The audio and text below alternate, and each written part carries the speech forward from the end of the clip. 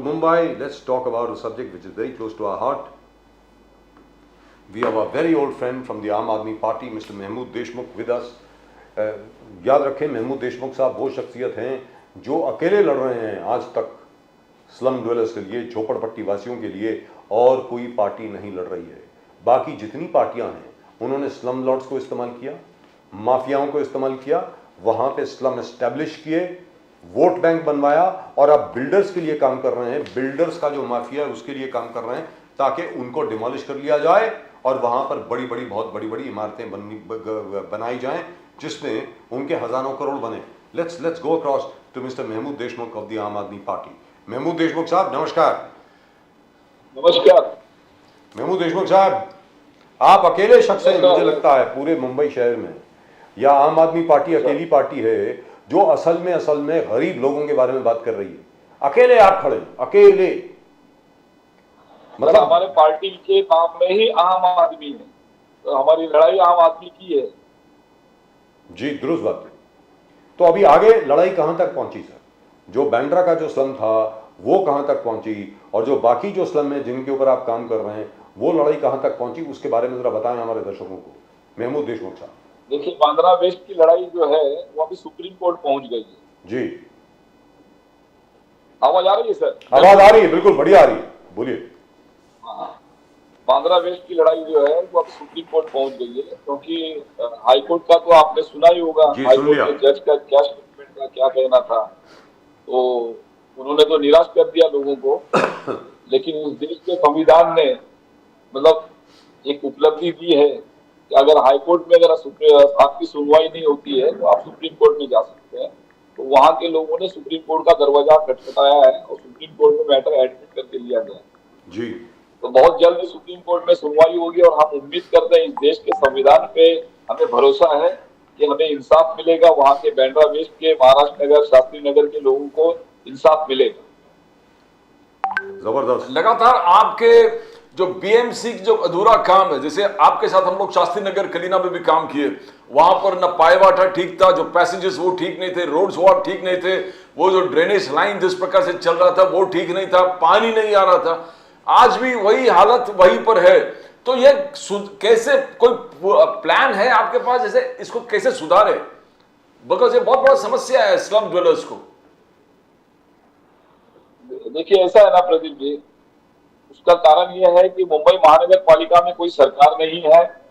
2 साल से ज्यादा हुआ है, कारपोरेशन बर्खास्त हुए और चुनाव लिए नहीं जा रहे हैं। ये आपस की राजनीति में चुनाव को छोड़ रहे हैं, चुनाव नहीं करवा रहे हैं, और उसकी वजह से प्रशासन जो है वो हावी है। प्रशासन अपनी मनमानी करता है, इनके ऊपर किसी का अंकुश नहीं है। तो इनके मतलब इनको पूछने वाला कोई नहीं, किसी को जवाबदेही नहीं है इनकी, इसीलिए मतलब कहीं काम नहीं हो रहा है। अब लोगों की परेशानी है कि लोग जाए तो किसके पास जाए। ये सिर्फ मतलब कालीना की बात नहीं है, हमारे बांद्रा ईस्ट में भी बात है, पूरे मुंबई शहर के अंदर यही हालात है। कहीं पानी का मसला है, कहीं रास्ते का मसला है, कहीं कचरे का मसला है। और जो अब सिंधे सरकार जो बैठी है ये सिर्फ एडवर्टाइज में मस्त है। आज मुंबई शहर का जो 52,000 करोड़ का बजट है वो पैसा कहाँ इस्तेमाल हो रहा है ये डिटेल में कोई बताना नहीं चाहता। सिर्फ ये कह रहे हैं कि हम काम कर रहे हैं, कहीं ब्यूटिफिकेशन के नाम पे काम किया जा रहा है। ज्यादातर तो मैं समझता हूँ सिर्फ एडवर्टाइजमेंट हो रहा है, बाकी लोगों का कुछ काम नहीं हो रहा है। अच्छा ये बताएं महमूद देशमुख साहब, ये कहा जा रहा था बड़े जोर शोर से, हर जगह पे बहुत बड़े बड़े बैनर लगे थे, आपने भी देखे होंगे, पढ़े होंगे हर जगह पे, बसेस पे, बेस्ट की बसेस पे, और क्या बोलते हैं प्रदीप जी, होर्डिंग्स लगी थी, बिल्कुल बिल्कुल, कि आपला दवाखाना हर जगह पे बाला साहब ठाकरे के नाम से। अरे साहब, किसी स्लम में दवाखाना बना है कि नहीं? अभी मैंने देखा नहीं है, मैं आपसे पूछ रहा हूँ, बना है क्या? बहुत अच्छा सवाल उठाया सर आपने। ये पहली बात मैं आपकी जानकारी के लिए कहना चाहूंगा, ये जो आपला दवाखाना इन्होंने ये जो कॉपी किया हुआ है, ये हमारे राष्ट्रीय हमारे संयोजक दिल्ली के मुख्यमंत्री आदरणीय अरविंद केजरीवाल जी ने जो मोहल्ला क्लिनिक दिल्ली में चालू कर दिया, उसको कामयाब बनाया हुआ है। और उधर भी पंजाब में भी, पंजाब में भी जी, पंजाब में भी चालू किया। पंजाब में तो 15 अगस्त में उन्होंने एक साथ लगभग 500 जगह पे मोहल्ला, 650 सर, 650। हाँ, ये भारत के इतिहास में एक पहला राज्य ऐसा होगा या पहली पार्टी ऐसी है जिन्होंने एक ही दिन में इतने सारे पैमाने में जी। मतलब मोहल्ला क्लिनिक की शुरुआत की है। और मैं कहता हूँ ये इनको हमारे अरविंद केजरीवाल जी से और आम आदमी पार्टी से सीखना चाहिए। और अभी जैसे मुंबई शहर की आप बात करते हैं, आपला दवाखाना, इन्होंने जगह जगह पे जहां इन्हें जगह मिली है कहीं कंटेनर ला के डाल दिया है, लेकिन कहीं डॉक्टर नहीं है, कहीं स्टाफ नहीं है, कहीं दवाई नहीं है, ये सब शिकायतें हैं। और कहीं मशीनरी नहीं है ना, इंस्ट्रूमेंट नहीं है। तो सिर्फ ये लोगों को दिखाने के लिए इन्होंने भले ही मतलब कंटेनर डाल के आपला दवाखाना बताया हुआ है, लेकिन ये कामयाब नहीं है। Fantastic Not Pradeep yet. तो now we are talking about जो पोल्यूशन कंट्रोल, जहां हमने देखा पोल्यूशन कंट्रोल के लिए एकनाथ शिंदे जी ने कहा कि 1000 वाटर टैंकर हम लोग पूरे मुंबई, ठाणे, मुंबई के सड़क पर पानी डाल के डस्ट को कंट्रोल करेंगे। वहां आदित्य ठाकरे जी का कहना है कि ये कुछ ढंग ठीक कर पोल्यूशन कंट्रोल। पर सेम टाइम हमने देखा कि केजरीवाल जी और पंजाब के चीफ मिनिस्टर ने जिस प्रकार से प्लान्ड तरीके से विंटर पोल्यूशन प्लान के तहत वहां पर कंट्रोल अच्छा कोशिश किया, और पंजाब में स्टबल बर्निंग भी रोक दिया, फार्म फायर्स 50% कम कर दिए, मेहनत बहुत की है। तो यहां पर आपको क्या लग रहा है कि ट्रिपल इंजन ज्यादा काम नहीं कर रहा है पोल्यूशन कंट्रोल के लिए? जो आदित्य ठाकरे का चार्ज है कि ये बिल्डर कॉन्ट्रैक्टर सरकार है, क्या वो एलिगेशन आप भी उस पर कायम है? देखिए, इसमें कोई शक नहीं है, ये जो सरकार है, ये पहली बात तो ये असंवैधानिक सरकार है, गैर कानूनी सरकार है। इसका फैसला बहुत जल्द ही आने वाला है और ये अपने आप को संभालने में व्यस्त है। और जैसे भी आपने कहा कि 1000 टैंकर, 2000 टैंकर, प्रदीप जी, नंबियार जी और बजाज साहब, आप भी मुंबई शहर में रहते हैं, आपने कहीं देखा किसी रास्ते को धोते हुए? ये टैंकर अभी कौन से टैंकर है मुझे और अभी वो तक पानी नहीं दिखा। कहाँ चला जाता है, वो यही बता सकते हैं। मुझे अभी तक नहीं दिखा। तो ऐसी कोई बात नहीं, ये नहीं दिखा ना सर, ये मुझे सिर्फ हवाई बातें हैं, हवाई बातें हैं। तो ऐसा कहीं कुछ नहीं है। मुंबई शहर में प्रदूषण जो है वो दिन ब दिन बढ़ते जा रहा है, हालात बद से बदतर है, लोगों को काफी परेशानी हो रही है, लोग बीमार हो रहे हैं। और जैसे अभी आपने आपला दवाखाना कहा, लेकिन उसके सामने जैसे हमारे यहाँ पे बैंड्रा ईस्ट में वीएन देसाई हॉस्पिटल है, आप अगर वहां जाके देखेंगे तो दवाइयों का मसला है, वहां पे मशीन्स नहीं है, बहुत सारे मतलब इश्यूज है कि लोगों को मतलब पेशेंट्स को उस तरीके से सर्विस नहीं मिल पा रही है ना। तो आप जो हॉस्पिटल्स ऑलरेडी बीएमसी के हॉस्पिटल्स हैं या सरकारी हॉस्पिटल्स हैं, वहां पे तो वो सर्विस को आप प्रोवाइड नहीं कर पा रहे हो, सिर्फ आप मतलब नकल करके आपका दवाखाना बता के मतलब लोगों को बहला रहे हो, फुसला रहे हो। जी, अभी जो धारावी प्रोजेक्ट आपने ले लिया था आम आदमी पार्टी की तरफ से, अभी उद्धव ठाकरे जी, कांग्रेस, वर्षा गायकवाड़ जी सब मिलकर एक प्रकार का आंदोलन तरीके से जो नए कानून बनाए थे कि आपको अगर टीडीआर लेना है तो अडानी से ही खरीदना पड़ेगा, तो अलग अलग जो कानून बनाया चेंज करके अडानी जी को, फिर तो इसको आप कैसे देखते हो? ये लड़ाई कैसे आप आगे लेके जाएंगे? बिकॉज ये जो कंपल्शन है कि अगर टीडीआर चाहिए तो आपको यहीं से लेना पड़ेगा, और फिर वो पूरे डीसीआर में किस प्रकार से चेंजेस, जिस टीडीआर का स्ट्रक्चरिंग वगैरह, ये कैसे देखते हो आप? आगे जाकर क्या होगा? देखिए, एक बात तो ये सिद्ध हो चुकी है कि वो केंद्र की सरकार हो, नरेंद्र मोदी की सरकार हो, या महाराष्ट्र में एकनाथ शिंदे और देवेंद्र फडणवीस और अजित पवार की सरकार हो, ये सब अदानी के लिए काम कर रहे हैं। और यहाँ महाराष्ट्र सरकार ने ये सबूत दे दिया है। जैसे धारावी की जो बात आपने कहा, धारावी में इन्होंने ये कहा है कि रेडी रेकनर के हिसाब से 90% रेडी रेकनर के 90% कॉस्ट से आपको टीडीआर खरीदना होगा, और वो कंपलसरी है। मतलब 40% एफएसआई को मतलब टीडीआर को खरीदना ये कंपलसरी है। तो ये जाती है इस मतलब रियल एस्टेट के मामले में, या मुंबई शहर में पहली बार या महाराष्ट्र में पहली बार ऐसा कोई हो रहा होगा कि कोई सरकार किसी विकासक के डेवलपर के फेवर में मतलब कैबिनेट में प्रस्ताव पारित करती है। और कैबिनेट में, जबकि मेरे जानकारी के हिसाब से कैबिनेट में कई अधिकारियों ने इसका अपोज किया, लेकिन उनकी एक बात नहीं सुनी गई और ये प्रस्ताव पारित किया गया सिर्फ अदानी को फायदा पहुंचाने के लिए। ये जो सरकार है, ये उद्योगपतियों की सरकार है, उसमें भी अदानी की सरकार है, ये आम जनता की सरकार नहीं है। और मैं आपको फिर एक बात कहना चाहता हूं कि हमारी लड़ाई आम आदमी की लड़ाई है। देखिए, सवाल टीडीआर का नहीं, टीडीआर से फायदा किसको होना है? डेवलपर्स लोगों को होना है। मैं तो उसके अंदर नहीं जाना चाहता, लेकिन जो हुआ ये बता रहा हूँ।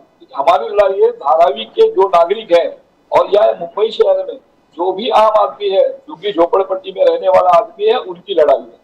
उनकी लड़ाई हम लड़ते रहेंगे। आम आदमी पार्टी उसके लिए लड़ने के लिए सक्षम है।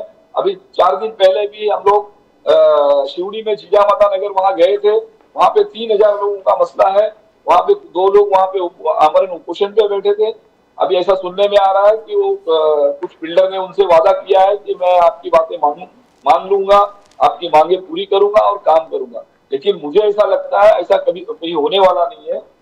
प्रदीप जी, नंबियार जी, मैं बजाज साहब, मैं तो आपके चैनल के माध्यम से एक ही मांग करना चाहता हूँ कि महाराष्ट्र शासन ये सारे जो है ना, ये सारे स्कीम ही कैंसिल कर दे।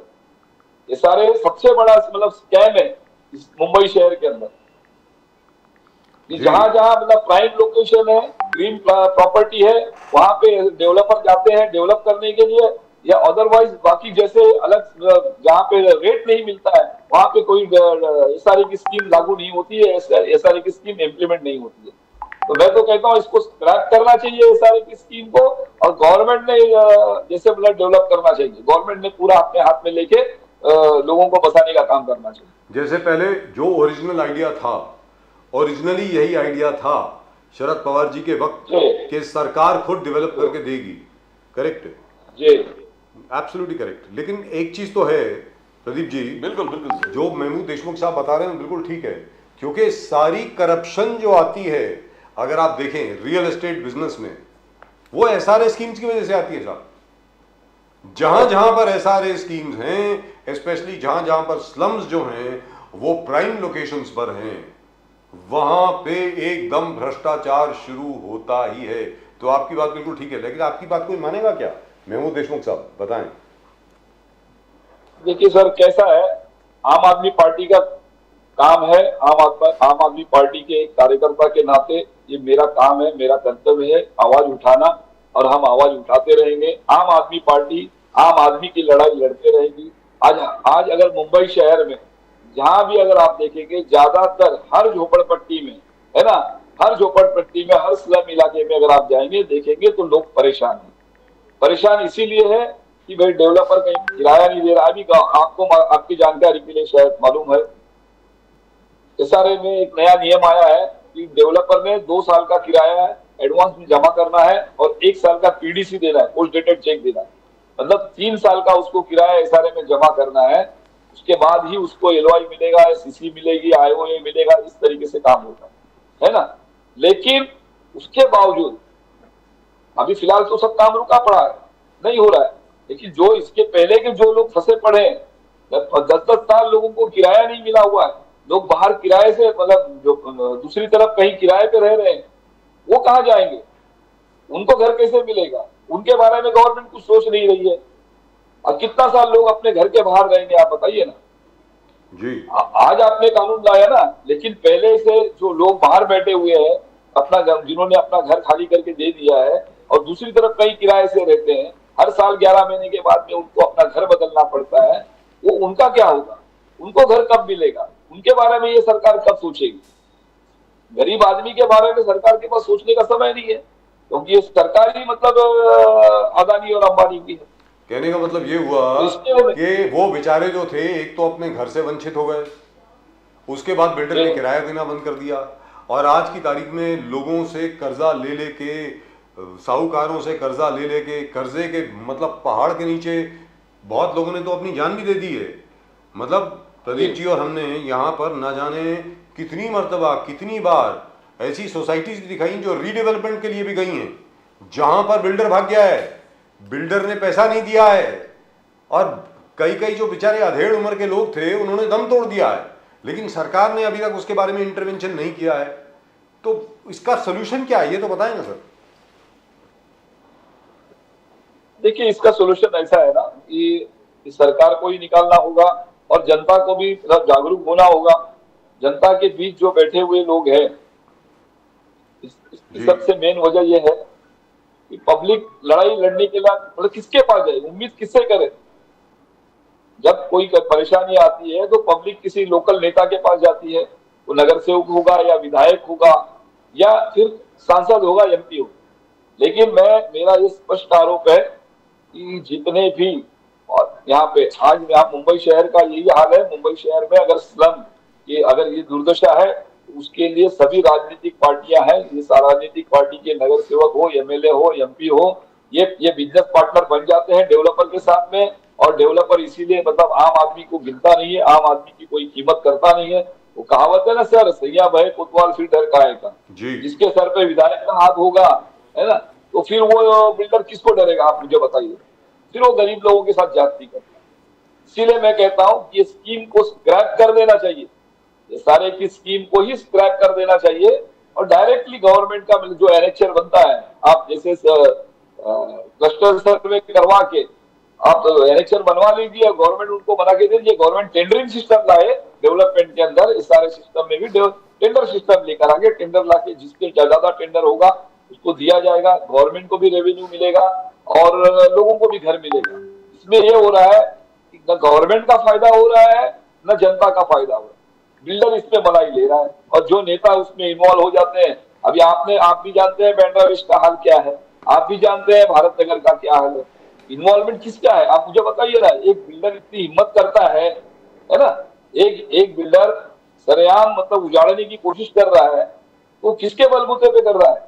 क्योंकि उसको मालूम है प्रशासन साथ नहीं दे रहा है। प्रशासन के पास जाओ तो प्रशासन कहता है कि भाई हम कुछ नहीं कर सकते हैं, इसमें बड़े बड़े लोगों के हाथ है। अब वो हाथ कौन से हैं, है ना, ये तो सब जानते हैं, लेकिन आवाज उठाई नहीं जाती है जी। ये पूरा system top to bottom system corrupt है। एक एसआरए की स्कीम जब आती है तो उसके अंदर नगर सेवक से लेके तो मेंबर ऑफ पार्लियामेंट तक का इन्वॉल्वमेंट आ जाता है। आप मुझे बताइए ना सर, कि गरीब आदमी का मतलब रहनुमा कौन होगा, रहबर कौन होगा, या उसका मसीहा कौन होगा, उसका मददगार कौन होगा? वो तो पीसा जाएगा, वो तो परेशान होगा और रास्ते पे आएगा। और अब तो तकलीफ ये हो गई है, एक जमाने में बॉम्बे हाई कोर्ट का जो रवैया होता था वो बिल्कुल अलग होता था। जब भी झोपड़पट्टी वाले उनके पास आया करते थे, कोई पीआईएल आया करती थी यानी पब्लिक इंटरेस्ट लिटिगेशन या जनहित याचिका, तो वो बड़े सिंपैथेटिक हुआ करते थे। बहुत उनका झुकाव जो था ज़्यादातर स्लम ड्वेलर्स की तरफ था। आज वो भी बदल गया है, अब वो भी कहते हैं यार ये सब लेके जाओ यहाँ से, मतलब everything is change. Bandra west के मामले में, बांद्रा वेस्ट के शास्त्री नगर के मामले में उन्होंने कहा, जस्टिस गौतम पटेल उन्होंने स्पष्ट रूप से कहा, जब बिल्डर का एडवोकेट कहता है कि हम 20,000 रुपया दे रहे हैं उनको किराया, वो कहते हैं कि इनकी लायकी नहीं है, इनको 20,000 आप क्यों दे रहे हो? ये मतलब एक दुर्भाग्यपूर्ण बात है ये। देखिए, कोई आम आदमी अगर कहता है तो समझ में आता है ना, जो इंसाफ करने के लिए बैठा हुआ है, इंसाफ की कुर्सी पे बैठा हुआ है, इंसाफ करने वाला ही अगर इस तरीके से बात करेगा तो कहावत है ना, रक्षक ही अगर भक्षक बन जाए तो फिर उम्मीद किससे हो? उम्मीद आम आदमी पार्टी से। बेशक सर, उम्मीद करना चाहिए।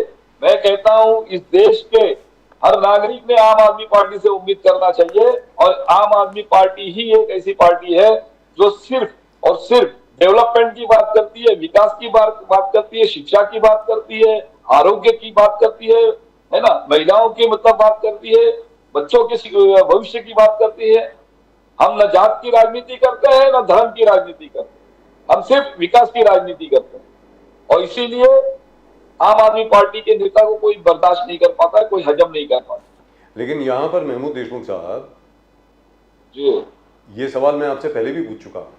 ये सबको मालूम है कि अरविंद केजरीवाल जी ने किस प्रकार दिल्ली के विद्यालयों का यानी स्कूल्स का सुधारीकरण किया। आज की तारीख में दिल्ली के जो स्कूल हैं मतलब ज़बरदस्त है। मनीष सिसोदिया साहब जो इसके कर्ता धर्ता थे, दुखद बात यह है कि आज की तारीख में जेल में है। अस्पताल, मोहल्ला क्लिनिक जो सत्येंद्र जैन साहब ने बनाए वो भी अभी जेल में हैं। उसके बाद महिलाओं के लिए जो आप स्कीम लाए, free travel for women, Delhi में ज़बरदस्त चली, उसमें कोई डाउट कोई दो राय नहीं है।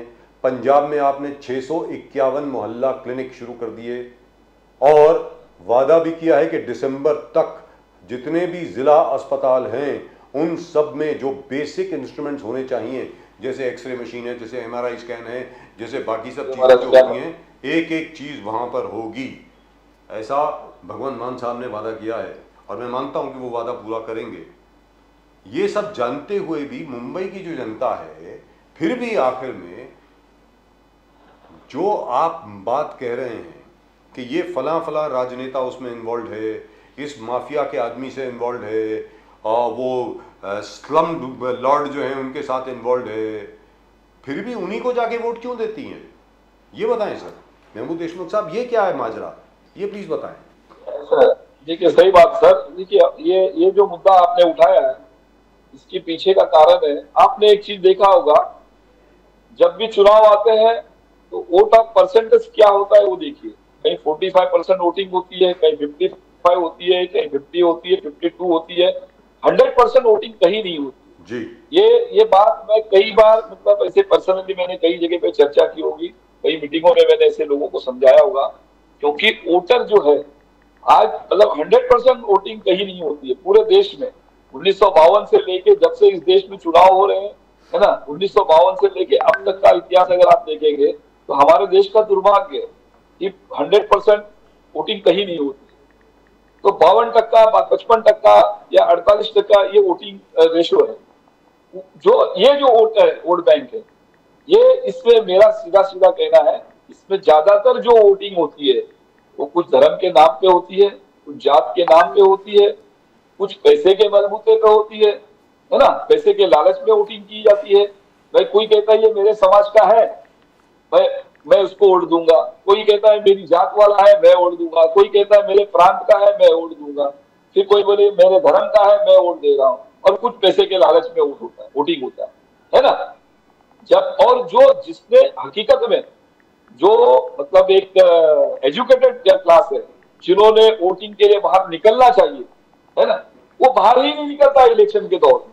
वो कहता है कि भाई एक दिन की छुट्टी मिली है और क्या करेंगे हम जाके वोट करने के बावजूद भी हमें आखिर में जब काम कुछ करवाना पड़ता है तो नेता के पास जब तक हम पैसा नहीं देंगे। जी महमूद देशमुख साहब, आप हैं हमारे साथ? I think his frame is frozen. It's gone. Probably got Can we phone just call. check, please?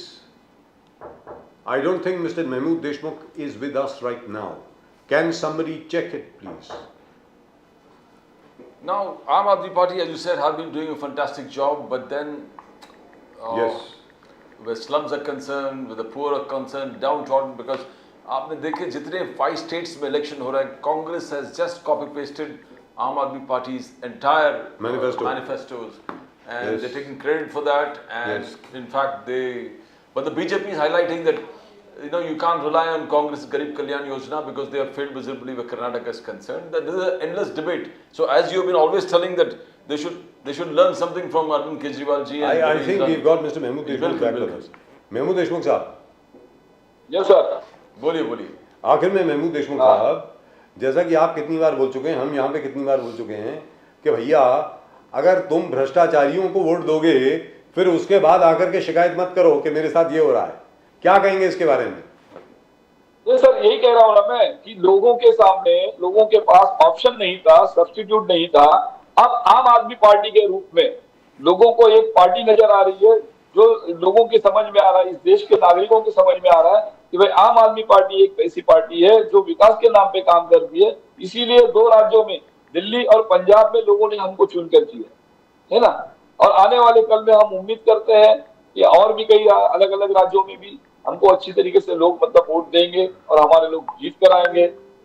और ये मुस्लिम रिजर्वेशन जिस प्रकार से आए, महमूद देशमुख साहब, बीजेपी हर जो 4-5 राज्यों पर इलेक्शन, सब जगह यही कर रहा है, हर मंच पर, कि जहां भी नॉन बीजेपी स्टेट्स है और जहां उन्होंने रिजर्वेशन बेस्ड ऑन रिलीजन किया है, उस चीज को हम लोग रद्द कर देंगे।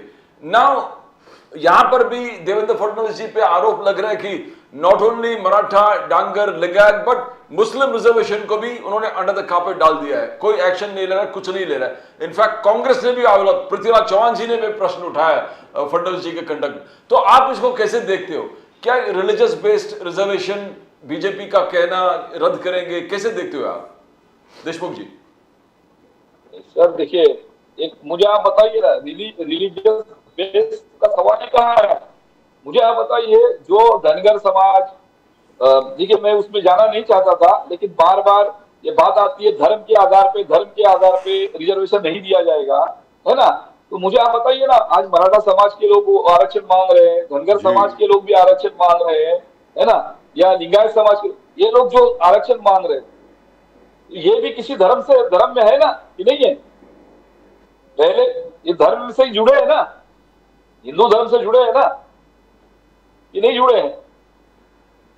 तो फिर मुस्लिम समाज अगर आरक्षण मांगता है, तो मुस्लिम समाज जब आरक्षण मांगता है तो बोलोगे नहीं हम धर्म के नाम पे आरक्षण नहीं देंगे, लेकिन हिंदू समाज आरक्षण मांग रहा है तो आप उनको देने के लिए तैयार हो।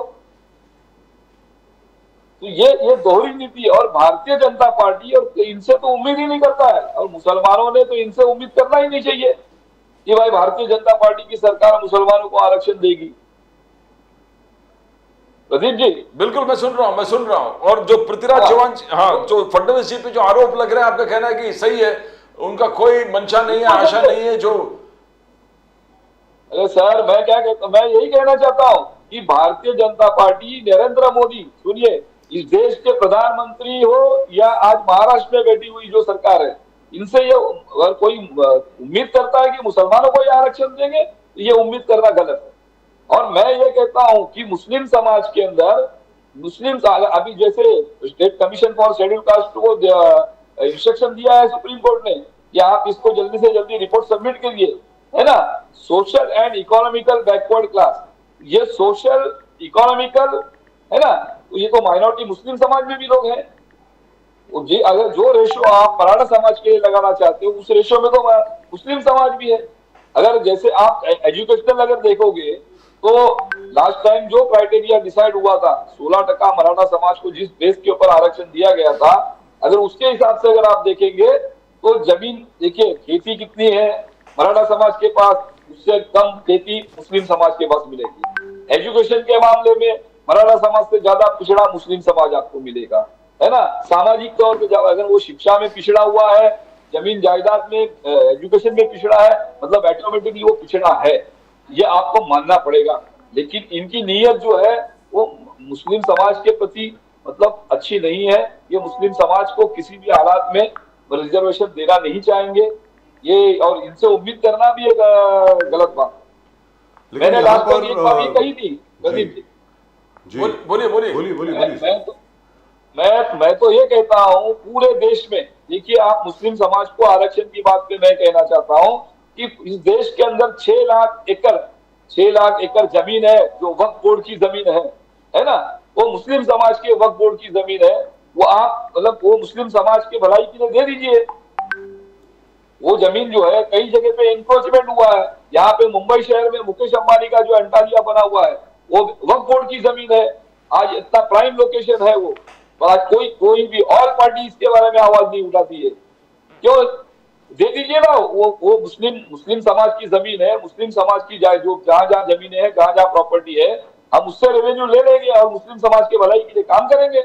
लेकिन उसपे तो बॉम्बे हाई कोर्ट का ऑर्डर भी आ चुका है सर। वो तो वक्फ बोर्ड ने उस पर बहुत कोशिश भी करी थी, सब कुछ किया था, लेकिन उस पर I think there is already an order on it and I think statute of limitations applies, you can't really appeal on that. लेकिन एक चीज है महमूद देशमुख साहब, इस पे 2 कमीशन बैठ चुकी हैं। मुसलमानों की छवि को और मुसलमानों के का जो स्टेटस है उसको ऊपर करने के लिए सच्चर कमेटी रिपोर्ट और Ranganath Mishra commission report. Ranganath Mishra commission report जो है वो पार्लियामेंट के पटल पे भी रखी जा चुकी है 2011 में। उसके बाद ये तय हुआ था कि अब ये पटल पे रख दी गई है, अब तो होगा ही होगा, लेकिन आज तक नहीं हुआ। कांग्रेस में हिम्मत नहीं थी इसके ऊपर लाने की, और भारतीय जनता पार्टी ने तो पहले दिन से ही बोल दिया था कि हम लोग नहीं करेंगे।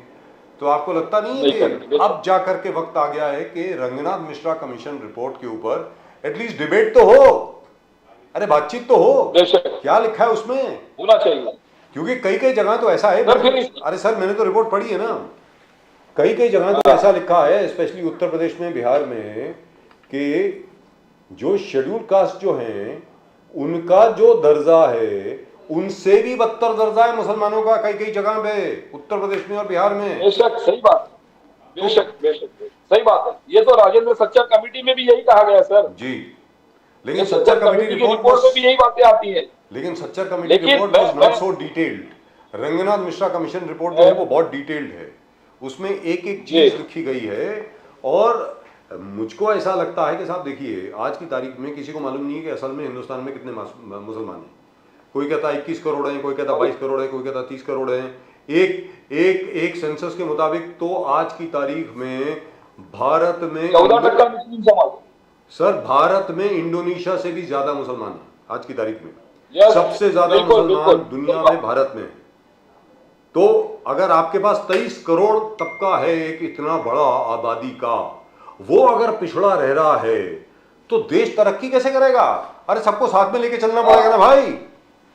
जी बताएं। ये बजाज साहब, ये जो अभी आपने बात कही, ये मैं हमेशा कहता हूं कि इस देश की अर्थव्यवस्था में भी माइनॉरिटी मुस्लिम समाज का बहुत बड़ा योगदान है। आप इससे डिनाई नहीं कर सकते जी, है ना। राजनीति अपनी जगह पे रही, लेकिन आप इस पहलू को भी देखेंगे तो क्या एक 14% 15% जो समाज है उसको आप बाजू में रख के, मतलब हिंदू समाज के बाद सेकेंड लार्जेस्ट अगर कम्युनिटी कोई है, रिलीजियस कोई है, तो वो मुस्लिम समाज है जी। तो उनको अगर आप बाजू में रख के इस देश का विकास कर सकते हैं क्या? ये मुमकिन नहीं है। मुमकिन नहीं। ये सभी को सोचना चाहिए। लेकिन ये जो सरकार में बैठे हुए लोग हैं, ये नैरो माइंडेड है और वोट बैंक की राजनीति, जैसे अभी आपने कांग्रेस के बारे में कहा, यहाँ पे तो सवाल ये उठता है सर, 80-20 वाली बात आ जाती है कि भाई हम 20% को खुश करने जाएंगे, 80% नाराज होंगे और उसके चक्कर में मुसलमान पीसा जा रहा है। मैं तो कहता हूं कि इसीलिए मुसलमानों ने भी, मतलब आज कई जगह पे तो ऐसा है, वर्षों से कई लोगों ने मुसलमानों को अपना वोट बैंक समझ रखा था, है ना। मुसलमान वोट बैंक मतलब हमारी जागीर थी, तो मुसलमान भी उसी में पीसा जा रहा था, उसी में खुश हो जाता था।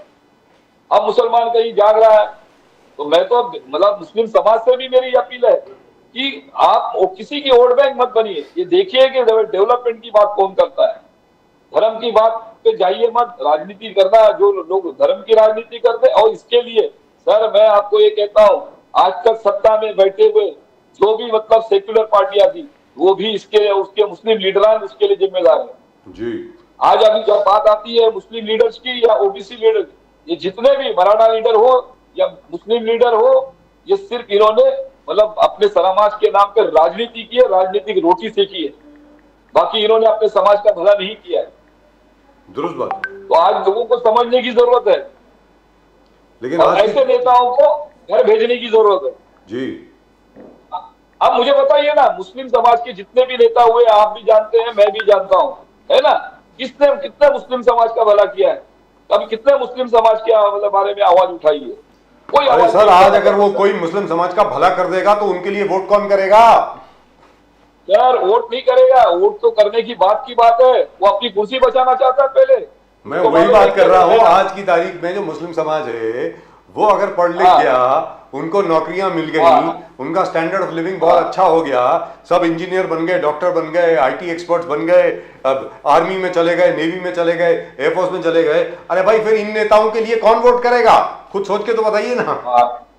बिल्कुल सही कहा आपने सर, लेकिन ये हालात को तो बदलना पड़ेगा ना। बदला है ना, अब देखिए अरविंद केजरीवाल ने बदला है, उसमें कोई दो राय नहीं है। देखिए सामने है, अरविंद जी ने बदला है ना। पूरा दिल्ली का मुसलमान जो है आज की तारीख में आम आदमी पार्टी को वोट करता है, उसमें क्या है? करता है बेशक। अरे उनके सबके बच्चे जो है इतने बढ़िया स्कूल्स में पढ़ रहे हैं। And by the way it is people's choice, by the way it's not there is a Y over there, that should be an apostrophe, it's people's choice. So if you can correct it or if you can't, you can't. Well, there's nothing that can be done about it. Right? Mahmood Deshmukh sahab, बहुत बहुत शुक्रिया आपका हमारे साथ जुड़ने के लिए। और ये मुस्लिम आरक्षण के ऊपर एक लंबा डिस्कशन होगा एक दिन, मैं उम्मीद करता हूँ कि आप हमारे साथ रहेंगे, 3-4 और लोगों को भी रखेंगे। मैं कहना चाहता हूँ आपके चैनल के माध्यम से, मुस्लिम समाज के नौजवानों ने भी अपनी आंख खोलने की जरूरत है ना। आप धर्म के नाम पे किसी नेता के पीछे मत जाइए, है ना। जो नेता डेवलपमेंट की बात करता है, जो नेता मतलब आम आदमी की बात करता है, जो नेता सभी समाज को लेकर चलने की बात करता है, उसके पीछे जाइए। जो देश का भला कर सकता है, जो मतलब समाज का भला कर सकता है ना, जो डेवलपमेंट की बात करता है। और सबसे बड़ी बात है महमूद देशमुख साहब कि ये जरूरी नहीं है कि मुस्लिम समाज सिर्फ मुस्लिम को ही वोट दे। अरे नॉन मुस्लिम भी तो भला भला कर सकता है आपका, ऐसी क्या बात है? मैं वही उसमें कह क्या रहा है? हूँ सर, मेरा वही कहना है कि सिर्फ मुस्लिम है इसके लिए वोट देना है, ये छोड़ दीजिए, जी बिल्कुल गलत है ना। है। ये वो बंद हो जाना चाहिए। वो किसी मुस्लिम नेता ने भला नहीं किया सर, जी। इसके ऊपर खुल के आप डिबेट करवाइए। ये जितने बड़े बड़े नेता है मुस्लिम नेता है, आप भी जानते हैं, मैं भी जानता हूँ। एक मुस्लिम नेता बनाइए, कल तक बीड़ी पीने वाला नेता, रास्ते पे चलने वाला मुस्लिम नेता आज 1000 करोड़ का 2000 करोड़ का मालिक बन गया है। ईडी की इंक्वायरी लग रही है इनकी। हाँ, नहीं, आप बाबा सिद्दीकी के नाम नहीं ले रहे हो आप। राइट, ये- thank you so much Mahmood Deshmukh sahab, so nice of you. बहुत बहुत शुक्रिया आपका हमारे साथ जुड़ने के लिए। अगली बार मुस्लिम आरक्षण पर जब डिस्कशन होगा 3-4 और लोगों के बीच में, मैं उम्मीद रखता हूं कि आप अपनी बात इसी धड़ल्ले से, इसी साहस के साथ रखेंगे। Thank you so much sir. बिल्कुल रखूंगा सर। मैं देखिए एक बात मैं साफ कहता हूँ, मुझे मुस्लिम समाज के नाम पे कोई राजनीति नहीं करनी है। और मैं अगर उस समाज का एक प्रतिनिधि हूँ, उस समाज का मैं एक हिस्सा हूँ, है ना, तो मेरा कर्तव्य है, मेरा फर्ज है कि मैं मेरे समाज के प्रति, मतलब समाज की भलाई किसमें है ना, उस समाज के सामने लाऊं, समाज को बताऊं और समाज को दिशा दिखाने का काम, न कि समाज की वोट बैंक का इस्तेमाल करूं और मेरे 10 पीढ़ी का भला करूं। ये मेरी सोच नहीं है। इस देश का दुर्भाग्य है, इस देश का पहला एजुकेशन मिनिस्टर मौलाना अबुल कलाम आजाद होने के बावजूद आज इस देश का मुसलमान सबसे पिछड़ा हुआ है एजुकेशन के मामले। जी, देश का पहला एग्रीकल्चर मिनिस्टर भी रफी अहमद किडवाई, डिस्ट्रीब्यूशन मिनिस्टर भी, पीडीएस मिनिस्टर भी रफी अहमद किडवाई साहब थे। ऐसी कोई बात नहीं है। Right sir, thank you so much. आप उस ऊंचाई के नेता नहीं रहे ना सर। जी जी, तो इसीलिए आज मैं ये कहता हूं कि आम आदमी पार्टी का जो एजेंडा है, मैं समझता हूं कि वो इस देश के अंदर सभी ने लागू करना चाहिए, सभी ने उस पर अमल करना चाहिए और विकास की बात करना चाहिए। कोई देश आगे बढ़ेगा, वरना जात के नाम पे, धर्म के नाम पे हम सिर्फ एक दूसरे के भाई साथ में लोगों की लड़ेंगे। चॉइस है सर, ये तो चॉइस लोगों की है। अब लोगों के ऊपर है वो क्या चाहते हैं। मगर लोग जो आप बोल रहे हैं महमूद देशमुख जी, लोग अभी तक अपने माइंड को कंडीशन नहीं किया।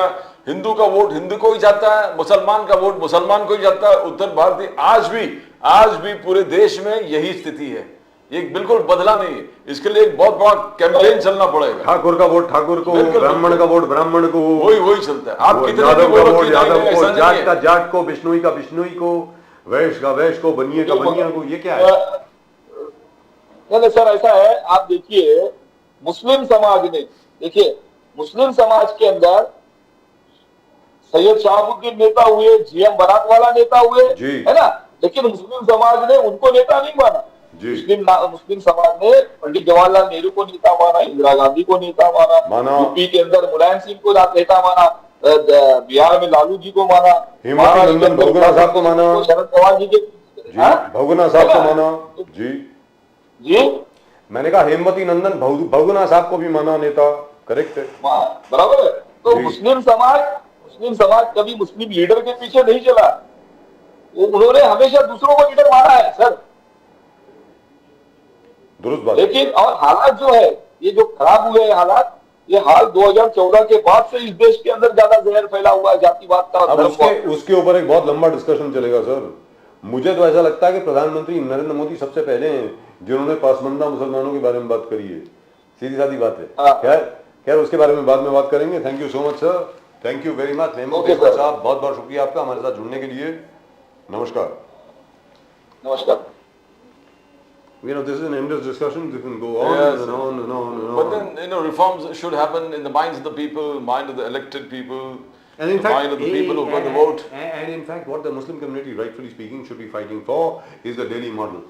They should be asking for good schools, good hospitals, good mohalla clinics, or apna dawakhana, whatever you want to call them, seats in the universities, seats in post-graduation, and so on and so forth. What kids require today is a great education.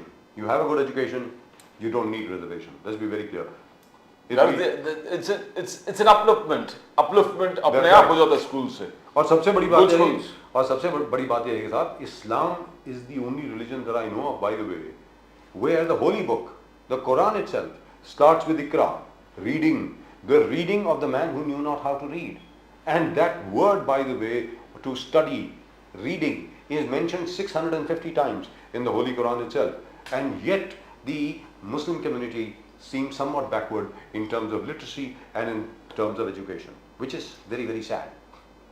I think we should start working on that. Right, now I don't think Mr. Kamble can join us because Mr. Kamble is driving at the moment and he himself is driving and he's stuck in a traffic jam and he will not be able to join us. Of course, I hope he'll be here with us tomorrow.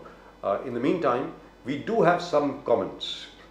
आप लोगों ने कुछ response भेजे. It will be our pleasure to read them out. In the meantime, subscribe to the channel. आप subscribe करें channel को. अगर आपको channel अच्छा लगता है तो like करें, share करें, subscribe करें.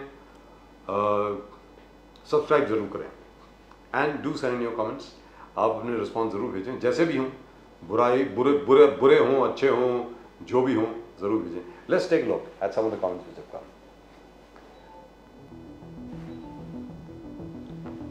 This is about Rahul Gandhi. बहुत खूब. निजामुद्दीन भाई जिंदाबाद. राहुल गांधी जिंदाबाद. MN Islam 1985. ऐसा कहा इन्होंने. Nizam Saab always gets very good. He's got a lot of following and people react. Nan Bapna 3039. ये देखा आलिया सामने आ गई. इनको देश पे राज करना है कांग्रेस को और बीजेपी को देश आगे बढ़ाना है, सेवा करनी है. मतलब ये डिफरेंस है दोनों के बीच में. देश पे राज करेगी का क्या मतलब? देश क्या तुम लोगों के बाप का है? इसी सोच की बदौलत कांग्रेस पार्टी की आज ये हालत है. ऐसा कॉमन सेंस 3860 ने कहा है. I think they talking at cross purposes. जी आगे बढ़े. I think both are from the BJP and that of course is mister Ali Daruwala. Lovely one word, bullshit. That's what Parsh Singh 98806 says. That's the freedom of speech extended. Freedom of speech. Oh yeah, freedom of speech. Congress is the real heart of India. Congress is not the heart but the real shart of India. Shart? What does that mean? Anyway, I don't even know what that means. The new slang dictionary. Overfloater 2710. That's what he says. Is that it? Do we have any more? Alright, we do. Again, Nizam Sahab, Nizamuddin Zindabad, Amina Mughal 4240. Mr. Nizamuddin Rain always somehow or the other is able to get a very good response. Kareena Kapoor Khan wants to work with KGF star Yash. Mehdi Hassan Hridoy RT3MG says yes. He likes Kareena Kapoor Khan and he likes the idea of Kareena Kapoor working with that star of KGF, which is really and truly wonderful. I like Kareena Kapoor. I also like KGF 3, by the way. Well, lovely start, yes. KGF 2. KGF 3 is yet to come. I like the movie, by the way. It's very dark, very nasty. I think it had Sanjay Dutt also in it. And very, very nasty movie. I don't think the director, sentimentalized it in any way. And it is a very edgy movie. Very nice.